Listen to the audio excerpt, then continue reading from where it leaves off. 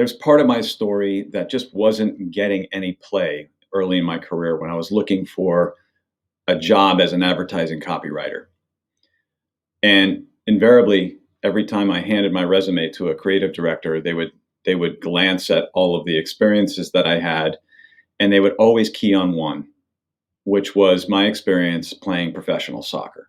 Even though it had very little to do with being a copywriter, that was the most interesting thing to them. And I just didn't give it enough credit. I buried it in the resume and I really didn't talk much about it until I realized that it's one of the most interesting aspects of me.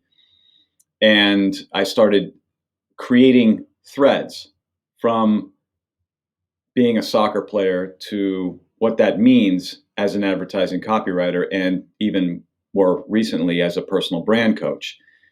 The ideas of skill building and teamwork and camaraderie and determination and perseverance and all those things that it takes to become a professional athlete are things that I bring into the work that I do as a personal brand coach. And I believe all of us have something in our storytelling, some kind of experience that we've had, some kind of story in our background, something maybe we've been through that we can start to create ties to, something that's interesting that people can relate to. So they lean into the storytelling a little more about who you are and what makes you special.